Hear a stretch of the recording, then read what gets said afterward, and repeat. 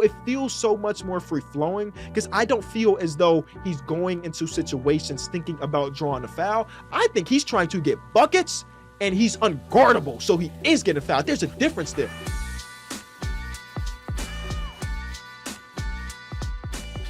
Welcome back to the Kenny Beecham podcast. We got so much to talk about today. Starting off with the Lakers not looking as good as we anticipated. We got to revisit the James Harden trade because the 76ers are rolling and the Clippers are struggling to get their first win. We want to talk about why injury luck is the most important thing in the league right now, and also the NBA might be changing the way they do NBA drafts. And so much more is coming up on this episode of the Kenny Beecham podcast. What I need from you, the listener, the viewer, is to leave us 5 stars. Be sure to leave a like on the episode if you're a YouTube watcher because all of that really helps the channel grow.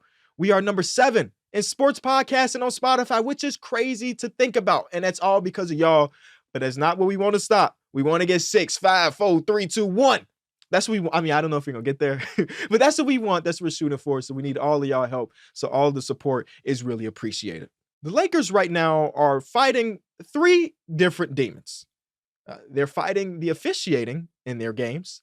They're fighting their opponent, and they're fighting themselves. And because of that, they are 3-5.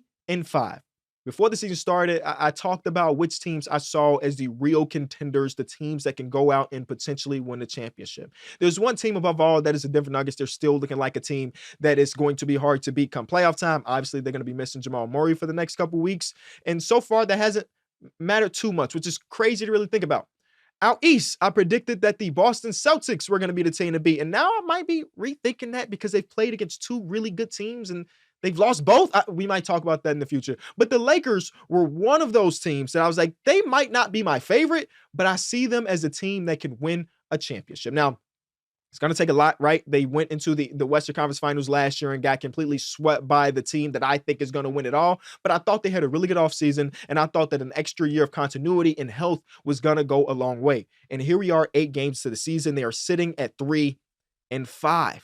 Now, they're one of those teams that have had a bad flip of the coin when it comes to the injury history or the injury luck. Jared Vanderbilt has been out. Anthony Davis missed the second half of last game and then a complete game against the Houston Rockets, who I must want to say congratulations to the Houston Rockets. They are above 500. They were above 500 last year. I was watching this game, Houston Rockets versus Lakers, because Dylan Brooks and LeBron James is like, it's not a rivalry that should exist because one of them is arguably the greatest of all time, and then the other one is Dylan Brooks. But I was really anticipating this game. It was a 14-game slate, and I was like, I can't wait to watch these Lakers versus Rockets. And we found out that Anthony Davis is going to be out, but that didn't matter. This man, Dylan Brooks, was completely locked in from tip-off, before tip-off. So, I got to watch this game. I want to give congratulations to the Houston Rockets because they got something to really cheer for right now after years of them being really bad. They showed this one statistic on the screen that it talked about fast break points given up. And over the last 3 years, the Houston Rockets were dead last in fast breaks given up. And now they're first as far as they're not letting teams go out on a break. We saw that again for the Lakers. They could not get transition play. And the Rockets have a genuine NBA team right now. Now, 3 of their wins may be a bit questionable, but those are not games that they were winning last year, right?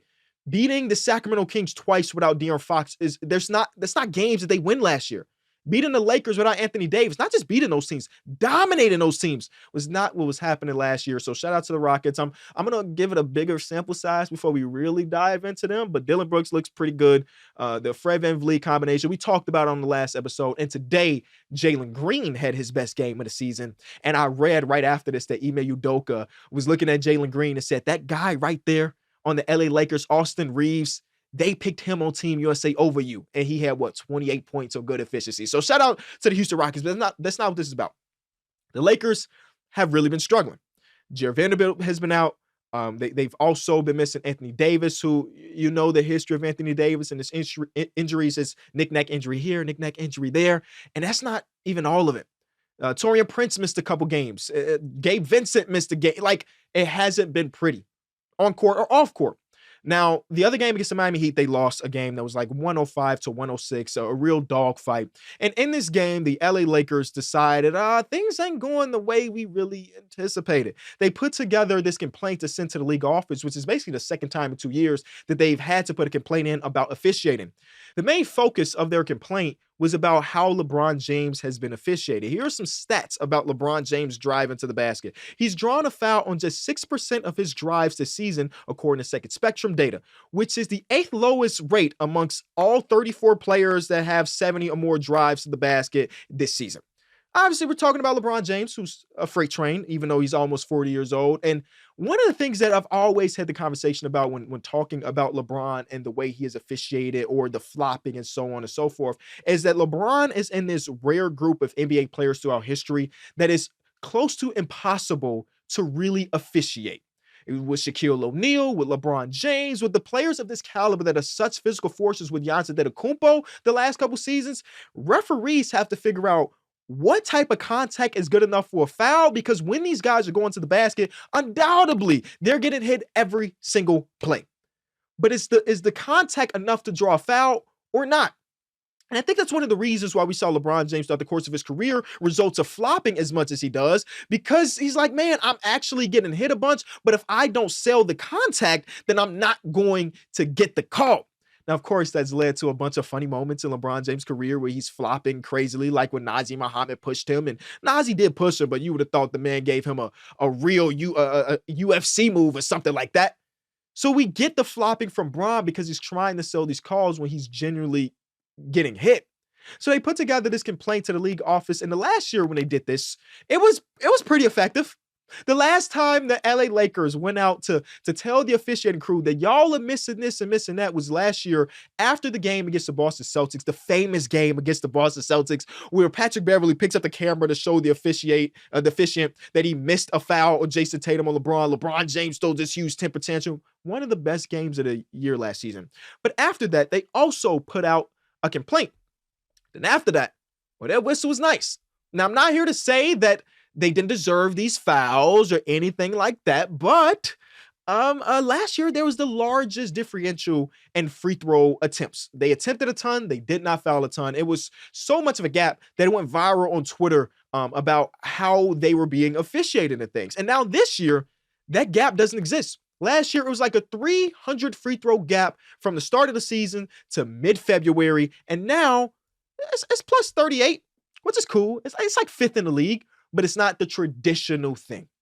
So they put out this league thing, and then the NBA came out and said, hey, we just looked over the last 2-minute report. It wasn't nothing to really overturn. And then LeBron goes to Twitter to say, hey, it's not about the last 2 minutes. It's the first 46 or so. And I think he has a good point here, but it's just interesting to see that this type of thing has not happened a ton with the other 29 teams across basketball. You know, you don't hear about, I don't know, the OKC Thunder calling the league office about Shai Gilgeous-Alexander's lack of free throws or so on and so forth. So they're fighting the officiators. And I was like, okay, this is the first game post-complaint. How is the officiator going to be? And in this game, the Lakers shot 5 more free throws than the Houston Rockets. Part of this is because the Rockets blew them out so much that LeBron James didn't play as much as you would assume. He played under his 28-minute restriction. Remember that after game number 1? He played under that. And they just haven't been good. They're fighting the officiating crew. They're fighting themselves. Last year when they went on this big old run, post-trade deadline, the thing that they held their hat on, the reason why they were so effective as an NBA team was because the defense was in a league of its own. It was really, really good, like marginally better than the second best defense in that same time frame. This year, that defense is falling off a cliff. The number one defense that held them afloat post-trade deadline and helped them advance all the way to the conference finals is gone. They're sitting around league average, which for a lot of teams is cool, but for this team that's trying to win a championship, not very cool. Not for this team that doesn't have the offensive oomph as some of the other teams, right? Some of these teams that straddle around the middle of the pack defensively, but can have a high volume offense. It's like, we're cool right now. Don't worry about it. The Lakers have one of the worst offenses in basketball, and their defense is mid. It's like, how do you expect to win these games? And it boils down to a couple different things. Without LeBron James on the floor, they have a net rating of minus 36. The Anthony Davis by himself minutes have been dreadful. And that is one of the things that this team needs to be successful, because you saw the first game of the season against the Denver Nuggets. They don't want to play LeBron 40 minutes a night. But since that first game, LeBron has been averaging 38 minutes per. That is 10 more minutes per game than what Darvin Ham told us after the first game of the season. And one of the reasons they're doing that is out of necessity. You pull LeBron James off the court, it's a G League team, offensively and defensively. This man is close to 40 years old, and they cannot afford to burn him out just to make the playoffs. The idea of giving the crown to Anthony Davis, it's lost now. He's 30, and he hasn't been able, again, just this season, to maintain the greatness without LeBron James on the floor. And don't even get me started. Don't even get me started on the three-point shooting, because boy, oh boy, is this still bad. I like their offseason. Taurean Prince, good three-point shooter. Gabe Vincent, in theory, good three-point shooter. Rui Hachimura in the playoffs was Klay Thompson. None of that has really translated, where they're a low-volume, low-percentage three-point shooting team. And the game in 2023 is get up threes and hit a bunch of them. And if you're not doing that, and simultaneously you're not stopping the other teams from doing that, you're just not going to win games. So what's the solution for the LA Lakers? I don't know. Ramona Shelburne said that they're not saying that the Lakers, but Lakers fandom is like, hey, who's that third star? And I didn't anticipate it happening this fast. Now, I do want to say, to start off last season, they were awful as well, and then they got it together, but they got it together post a big trade. You know what I'm saying? I don't know what the wiggle room really is for the Lakers. Bill Simmons has famously said that if you pair the D'Angelo Russell and Rui Hachimura contract, it is exactly the salary of Kyrie Irving. I don't think Kyrie Irving is going to be available. I could be wrong, but somebody might be. A couple Chicago boys, a couple current Chicago Bulls might be available for an LA return, because both of them guys are, Cali boys. But as currently constructed, the same optimism that I had about the Lakers, it's not completely gone, because I do need to see this team get healthy. But I'm not as optimistic about them, because the one thing that I thought was going to stay great, the defense, it's no longer that. Their third most impactful player on the season so far is a guy that they signed for a minimum, and Christian Wood. And congratulations to Christian Wood for completely buying in to not being the guy that needs to score 20 to be effective. Shout out to him. But Austin Reeves, the guy that a lot of us anticipated to have this big jump, has started out pretty slow. They did have back-to-back 20-point games and almost a 20-point triple-double a couple nights ago. So the first week and a half where he was really, really struggling is not that anymore. But some of us expected him to take a jump. And I don't mean like all-star jump, but just be better than what he was last year. And we haven't really seen that just yet. And they're looking for someone to alleviate the pressure from LeBron James. And it hasn't happened. One of the other most anticipated games for the night for me was the Boston Celtics versus the Philadelphia 76ers. And I love when my most anticipated game is the first game of the day, because I don't have to worry about nothing. I don't have to wait as long as some of the other ones. And I was excited for this game because the Boston Celtics have looked like the best team out east, but the 76ers have looked damn good too. And I'm like, okay, let's figure out what is real and what is not. Of course, overreacting to the first 2 weeks of the season, but that's what we're here for. And the 76ers went out. I would say for the most part, they dominated this game. And then at the end of the fourth quarter, Porzingis and Jaylen Brown went on like a 19-4 run to make it close and everything. But for the most part, the 76ers were coasting for majority of this game. And I'm like, boy, oh boy. You remember that conversation we had last episode when my boy Mike asked us, who are the players that are systems in the NBA? We mentioned people like Nikola Jokic, Luka Doncic, to just name a few, Steph Curry. One name that we left off of the list was Joel Embiid. That was by design. It wasn't like I forgot about him or anything, but in that moment in time, I did not see him as a system, because under what Doc Rivers was doing, he wasn't. But Nick Nurse has him running as this hub of offense that, like, again, talking about the first 2 weeks of the season, he is starting to make his way to be known as the system. He went from the process to the system. Like, it's real. The playmaking that we've seen from him over the past couple weeks is leagues above what we've really seen over the last couple years. And I think he has got progressively better every year. But now that they're really using him in this way, you're really seeing it. So today, when they go against the Boston Celtics, this was a highly anticipated game, because not only are the Celtics a really good team, when you talk about their top six, they have the tools, you would think, to guard a Joel Embiid. Remember when Al Horford was known as the Joel Embiid stopper? In this game that was ended up being a 3-point game, Al Horford was like a minus 29. There was one play in the game. I even tweeted it. Late in the third quarter, and Joel Embiid for the second game in a row has had a dominant third quarter. I think it's real. I think he's a third quarter player specifically. He gets the ball on the right wing, and he does a simple Joel Embiid pump fake jab step, and Al Horford almost came out of his shoes. Like, not like jumping, but I mean like his ankles crossed up on a simple jab step, and it ended up with Joel Embiid getting the mid-range jump shot. Joel Embiid had been one of those players over the last couple seasons that I appreciated as a talent because he was a 7-foot dude that can pretty much do everything on the offensive side of the ball, and he's such a good defensive player. Like, I'd recognize the greatness that was Joel Embiid, but he also ended up being in this group of like players when I talk about players like prime James Harden and so on and so forth with the I need to get my free throws thing that made him a harder watch than the other superstars across basketball. So I didn't gravitate to becoming a Joel Embiid fan, even though I respected and appreciated his game. It just wasn't for me optically. Now he's dropped his free throw percentage. Well, not percentage, but attempts. Typically, he's like a 12 a game, 11 a game. It's down to like 9, which it's not that crazy. It's like one less attempt per game, but it feels so much more free flowing because I don't feel as though he's going into situations thinking about drawing a foul. I think he's trying to get buckets and he's unguardable. So he is getting fouled. There's a difference there. There was times in Joel Embiid's career and prime James Harden's career where I felt like the possession was I want to get a foul versus I want to get a bucket and I happen to get fouled, right? Joel Embiid is doing that right now. So they beat the Boston Celtics pretty easily. Again, the fourth quarter run. They were coasting for the majority of this game. I'm like, man, am I buying into the 76er hype? Now, I know you like Kenny. Whoa. These boys have not got past the second round in forever. No way you gonna be buying stock in this team 2 weeks into the season. I shouldn't. You absolutely right in thinking that I shouldn't be buying the stock. But I like the team a lot, man. They have a genuine bench. And the moment that Nick Nurse decides to continue to put Kelly Oubre on the bench, that unit is going to be really, really good. They defend. And a lot of second units in basketball can't really say that we got a defensive second. Like, it doesn't happen often. So you have Joel Embiid as this hub of offense where him and Tyrese Maxey are playing off each other so very well. And Tobias Harris is having one of his better seasons. This offense is humming. I think they're second in the NBA behind only who's number one right now?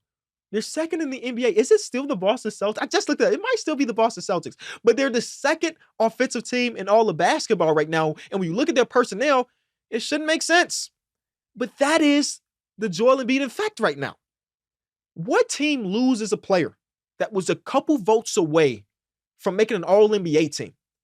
What team loses a player that was one of the highest usage players in all of basketball last season, lose him on the fly and say, we're actually better? It doesn't happen. And they are a couple possessions away, again, we're living in this fictional world, from being an undefeated team right now. And they have good wins under their belt already. It's a long NBA season. I'm not saying they're going to finish as the 1 seed or even the 2 seed or even the 3 seed. But this team, post James Harden, has been a lot better than what I anticipated. To see Robert Covington back is just cool. Nicholas Batum was questioning whether or not he still wanted to play basketball anymore because he's a West Coast guy and you want him to go all the way East Coast. He said, I'm going to suit up with the number 40 and I'm going to hit some shots. I'm going to play some defense. I'm going to do my thing. And I really enjoy watching this team play. They part of that is, of course, Tyrese Maxey, right? Being one of the more intriguing / entertaining guys where, as of right now, as the lead point guard, he does not turn the ball over often in the pick and roll or pick and pop or all of the actions, dribble handoffs, whatever you want to call them, with Joel Embiid are just looking better and better and better. It's a fun watch, man. And I can't say the same thing about the team that they made the trade with, the Clippers, man. It's 2 games, right? It's 2 games. Now, I will say for the Philadelphia 76ers, it's easier to eliminate a guy versus add a guy of James Harden's caliber, right? So I'm not going to sit here and act like this is doomsday for the LA Clippers post the trade, but through the 2 games, it's bad. It's been really, really, really bad. And I wish I had the up-to-date numbers, but as I'm recording this, the numbers have not been updated on NBA.com or on PB Stats or on Cleaning the Glass. All of my resources, they have not updated based on the game against the Brooklyn Nets. But I will tell you, you don't need stats. The team can't score. And this team has an offense of James Harden, Paul George, and Kawhi Leonard. Now, give it time to jail, but I'm only reacting to what we have seen so far, right? They cannot score. And they went against the Brooklyn Nets. And that's were missing Ben Simmons, Cam Johnson. Cam Thomas got injured halfway through this game, only ended up playing like 18 to 20 minutes. And no Nicholas Claxton. This is a game you win by 10. But they lost. And somehow they played and they felt very small. And this is a team, again, we're talking about a team that's missing Ben Simmons, who's 6'10 and plays point guard / power forward / center. They're missing Nicholas Claxton. They're missing their two bigs in their lineup. They were starting Dorian Finney-Smith at the 5, and somehow the Clippers still felt small in this game. It makes no sense. And I don't know how long we'll see the experiment. Now, Tyronn Lue is one of the smartest coaches in basketball. If there's only a few people I think that have the potential to make this work, I think he's one of those guys that will be able to do it. It might just take a lot longer than some people anticipated, man. They're going to probably run out the same starting lineup for a couple more games before they make adjustments. But I'm going to assume those adjustments are coming. One of those guys is going to the bench. And it's not because they're the weak link or they're the problem, but strictly based on fit. And I think the odd man out is going to be Russ. And Russ is having a good season so far. So I don't want to act like him going to the bench is like this demotion, because it's not. But for the feel and the fit of the team, you might have to bring him off the bench. And when Terrence Mann is back, have him start or somebody else. Because it's not rocking and rolling, man. They cannot score. The minutes of their big four is what Fantastic Four, the LA Quadra, what's the nickname? I don't know. Do they deserve a nickname yet? Not yet. Give us some more reps and some wins, and then maybe they can get a nickname. That lineup has been awful. Just completely. James Harden has looked his best when he's running with the second unit, but when he's playing with Paul George or Kawhi Leonard or Russell Westbrook, it doesn't look great. And part of it is like they don't have in that unit the guys that feel super comfortable with strictly catching and shooting outside of Paul George. And even his fit through the first 2 games feels kind of weird, where sometimes he would catch the ball off of James Harden or Russell Westbrook pass, and instead of doing the thing that we know he could do, which is just shoot the damn ball, he still is in his mindset that I got to get mine, and he might make a dribble pull up, take a dribble pull off. There was a possession in their first game against the Knicks where James Harden found Kawhi Leonard open in the corner, and he was open by 3-4 feet with his closest defender. But instead of taking the shot, him being Kawhi Leonard and just knowing what he does, he takes a 1 dribble pull up. And it's just those little things that I think they need to iron out. Because if you have a guy like James Harden, and one of the things that James Harden's very great at is getting you the ball where you need in your shooting pocket, they just have to be willing to take the shots. One guy I know is willing to take them is Russell Westbrook. I got to commend Russell Westbrook. Today I watched this man take multiple shots, and I'm like, there's no reason he should be taking that. But based on what was going on, it kind of made sense. Russell Westbrook, good corner 3-point shooter. He shot, I think, 2 of them tonight. He airballed 1. But that's the shot that they need. They can't have their offense be everybody's got to get theirs. Somebody has to just play the role. And that's the tough part when you have so many talented players, that you're not going to get the best of the players all the time. Because somebody has to play a role. I said this after watching game 1, and I still think it to this day. Zubac's hands are a lot worse than I anticipated. And now when you have Mason Plumlee injured, their big rotation is just not as good as what it could be. So we'll see what ends up happening. James Harden tried to throw a lob to Zubac in game 1 versus the Knicks, which was an experience. It hasn't looked good. And the defense hasn't either. Again, I'm going to remind you, the team that they went against was missing Ben Simmons, Cam Johnson, Nicholas Claxton, and Miss Cam Thomas for the majority of this game. And they couldn't get stops. I want to give a lot of love to the Brooklyn Nets because them boys fight. It was heavy only on the Lonnie Walker IV. Dennis Smith Jr. had 2 really good defensive possessions down the stretch.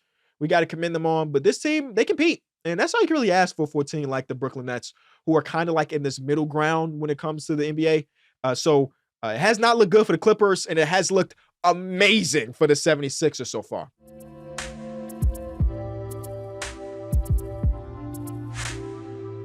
Let's get into my favorite segment of the Kenny Beecham podcast. It is the Ask KB, where you can hit me up on Twitter or in the comment section of this episode with the hashtag ASKKB.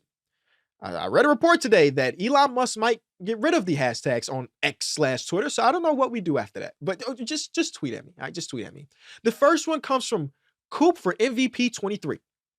I don't know. Oh, well, no. Is that Cup? Like Cooper Cup? Okay. Ask KB, which 5 teams have the bleakest future? And I screenshot this. I was like, that's an interesting thought experiment. Which teams have the bleakest future? Guess what, y'all? It's not a lot. It's not a lot of teams with bleak futures.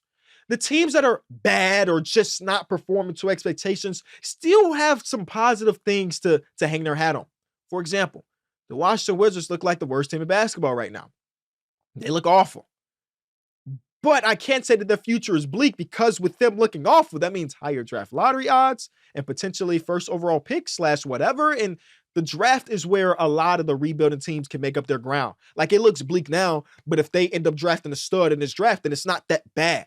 So when I think about the bleakest future, I'm like, okay, what team doesn't have like crazy draft capital / a bad team or no young players? Because even some of the other bad teams across the association have like a star young player that could potentially be great. You know what I'm saying? Or anything like that. So when I did my experiment, he said name the top 5. I couldn't get to 5. I got 1. Yeah, you know exactly who it is. It is my Chicago Bulls. And I think I did good last episode. I don't think I referenced the Bulls at all. I don't think I referenced them at all last episode. That's like, you feel me? They have the bleakest future in all of basketball, undoubtedly. At the moment. Now, things can change with the trade or 2 or 7. But it's hard. Like, I know a lot of people are like, well, you have to add the Wizards. You have to add this team because you're thinking about their future and them being able to draft well. And you're right. But even the possibility of drafting right means that your future is not as bleak. You know what I'm saying? The Bulls have bad draft history. They owe a first-round pick to the Spurs. And this front office doesn't seem like they're willing to blow it up anytime soon. So it's like, man, if there's any team that's looking at their roster and looking at their future and being like, man, this sucks, it's us. We don't even have young players to be excited about anymore. That was the one thing that was like, all right, well, if we suck, at least Patrick Williams is not, you know? So we have the bleakest future.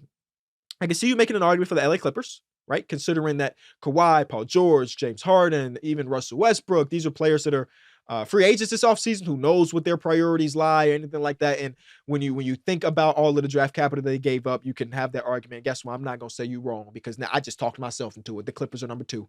I didn't have them on the list, but I guess they have to make it now because, yeah. But this is all in the world of hypothetical, this fictional world of what if this player doesn't resign? What if they get fed up about this or about that? Like the Toronto Raptors were a team 2 months ago, if you asked about the bleakest futures, because they didn't really have a direction. And you could argue they still don't have a direction. But they have a Scotty Barnes. Scotty Barnes is great. Now, he had a stinker today, but guess what? It didn't matter. They won.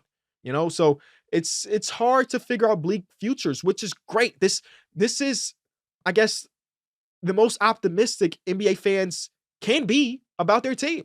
Because even the teams like the Grizzlies, who are struggling super heavily, like, bro, we still got John Morant, Desmond Bane, and Jaren Jackson Jr. We'll be fine in a couple months and years. A lot of teams don't have that. The second one comes from, oh man, what do y'all be doing? What do y'all be doing? ZGFX says, ask KB, do you see this draft class going down as one of, if not the greatest of all time? I want you to pump the brakes. Pump the brakes. No, I don't. Could it be? Sure.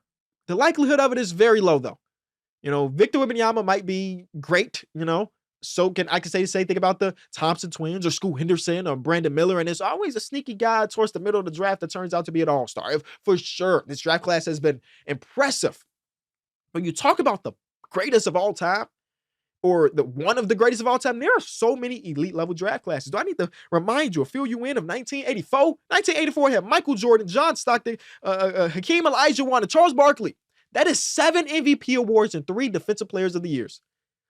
Do you see this draft class doing something like that? I don't know.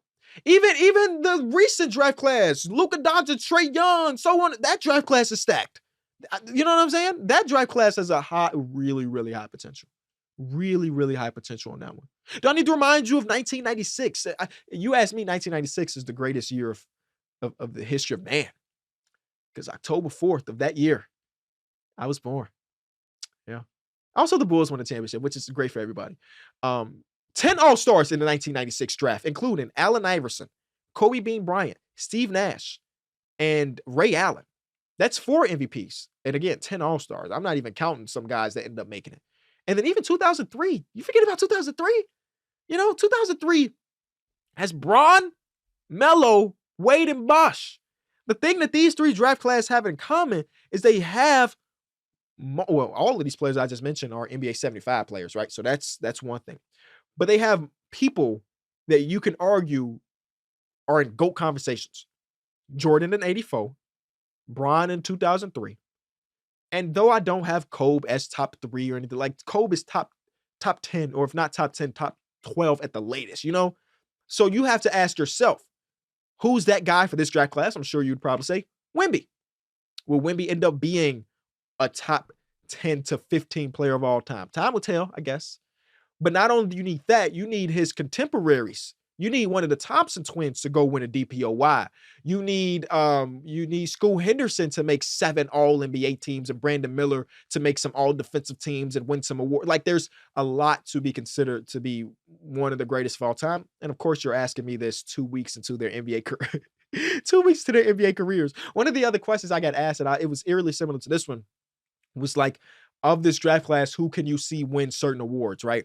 And I was like, yeah, I could see Wemby winning an MVP down the line, or I'm adding Chet, even though he's technically 2022. Chet can win a DPOY, or I want to say like a Sart Thompson can win a DPOY, which I guess he could, but just historically, the guards don't really get that much. But I think these guys have a lot of potential to be all-stars for sure, But can they hit the next level when we widely consider them to be one of the greatest 75 to 100 players of all time? Because that's pretty good. Because when the NBA 100 is coming out, these players that are drafted now will be at the end of their careers or done completely. Yeah, we're talking about 23 years from now. So yeah, I mean, maybe somebody plays for 23 years, but for the most part, those guys will be retired. So how many people in the 2023 draft class can you see being in the NBA 100? I guess that's the question.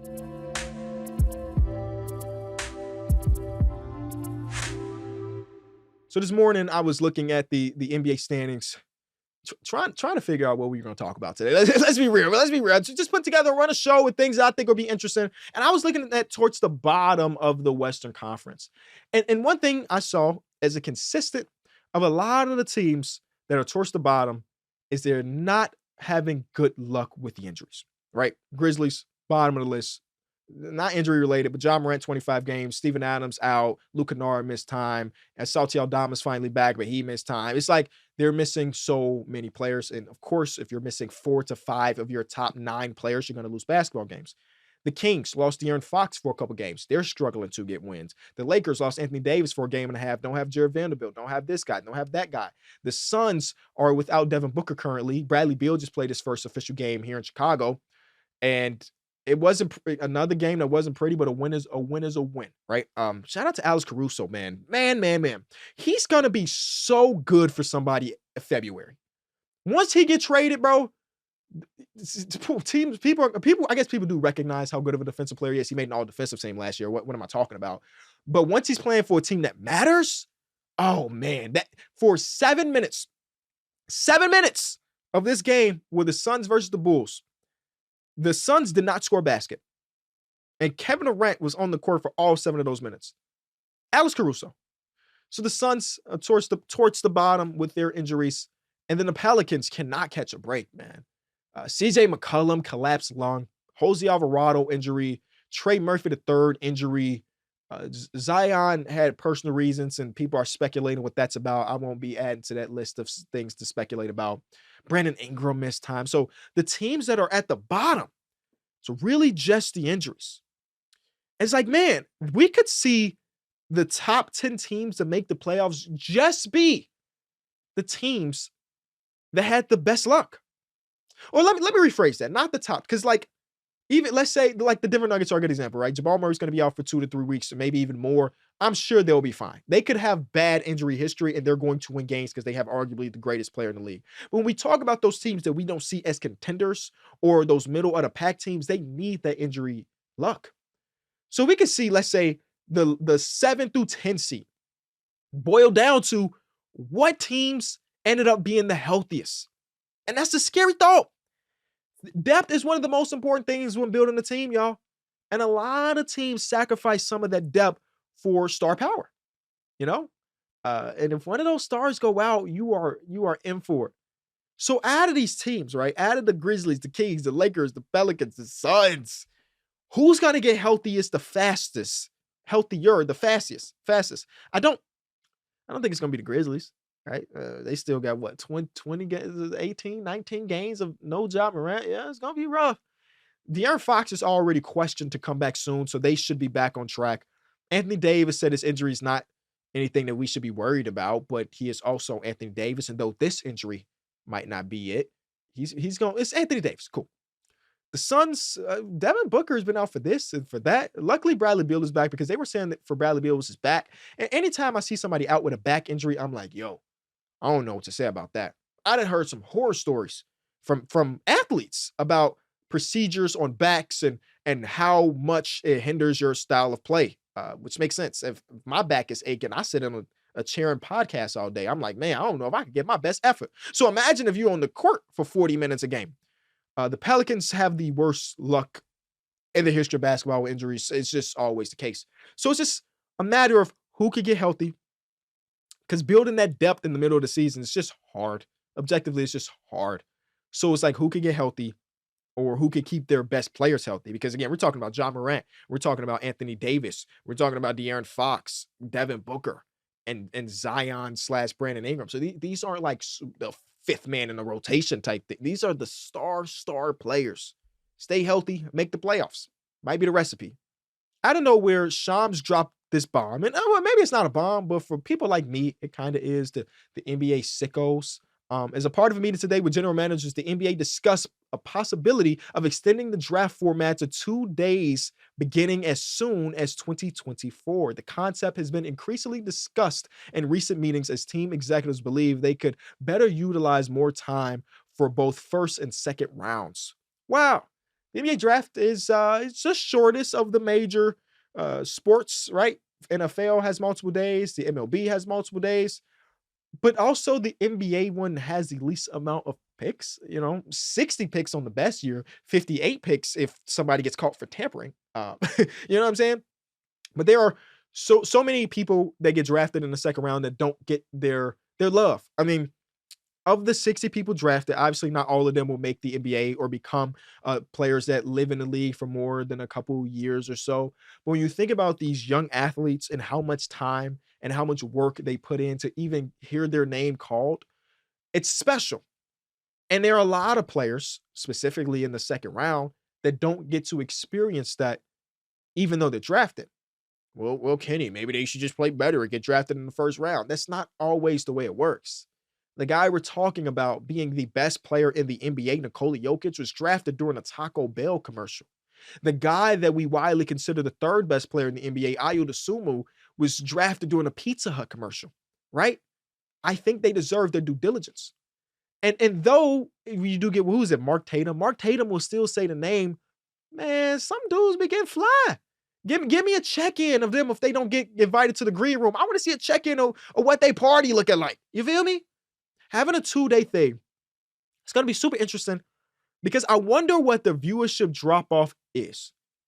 Because I know people who are diehard NBA fans, work in NBA media. I'm not going to snitch. You know what I'm saying? They get through the lottery of the NBA draft and say, I'll catch up on the rest another day.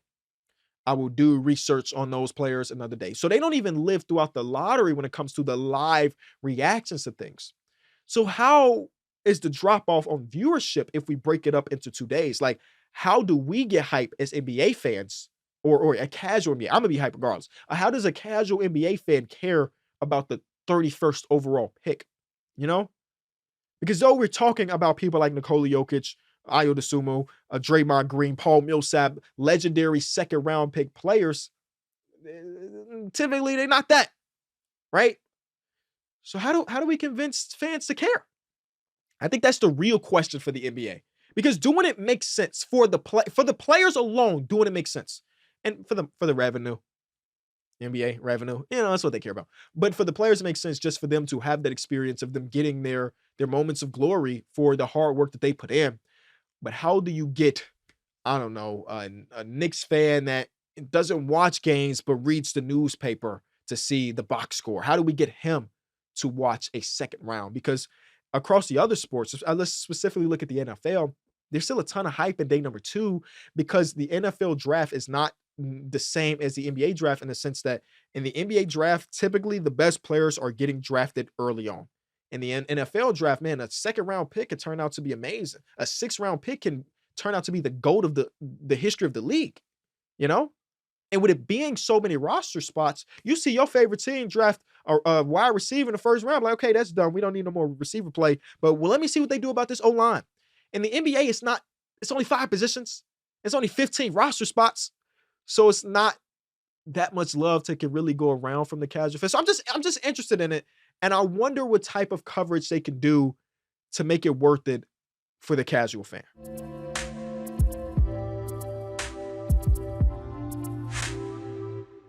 As always, let me reintroduce producer Greg to the show. What we got today, Greg?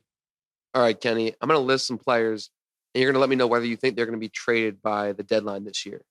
Okay. All right, first one, Pascal Siakam. Yeah, that's an interesting one, man. I think it's the best thing for their organization. I mentioned before that the Toronto Raptors have turned themselves to a good team after a weak start. But when you think about the future of this organization, you think about Pascal Siakam being an unrestricted free agent this year, it's probably best interest for your team to trade him, but not to trade him to rebuild or anything like that, but to retool the roster around Scotty Barnes. So the likelihood that he gets traded on a 1 through 5, I would probably put it at a 4. Let's say he's a 4. What about your very own Zach LaVine? Oof. I think the likelihood of it happening is maybe like a 2.5. How much would I welcome it? Complete 5. And anytime I say something like that, that people think that means I don't like Zach LaVine or anything like that. Like, I really, really do like Zach LaVine. Like, he's one of the main consistent players over these last 6 years of struggling. And of course, you grow attachment to these players. But when I think about the overall landscape of our organization, it's probably best for us to trade him away and probably better for his career to go somewhere else. So I don't think it's super likely, but I would welcome it 100%. What about the Lakers' D'Angelo Russell? Hey, man, based on this start, I would say the likelihood of D'Angelo Russell getting traded is pretty high. They have a couple tradable first-round picks that you can attach to it. His contract is not it's not big like his previous contract when he got the max or anything. I'm going to say the likelihood D'Angelo Russell gets traded is like a 3.5, man. 3.5. Last one, Bojan Bogdanovic. Ooh, curveball. We haven't seen Bojan this year. I think that he fits perfectly for what Cade Cunningham and the Detroit Pistons want to do. Obviously, he's a lot older than the rest of the core. If I'm not mistaken, he's entering his last year of his contract. But I also thought he was going to get traded last deadline and he didn't. So I'm going to say the likelihood that Troy Weaver pulls something off is maybe like a 2.5. But I could definitely see it happening.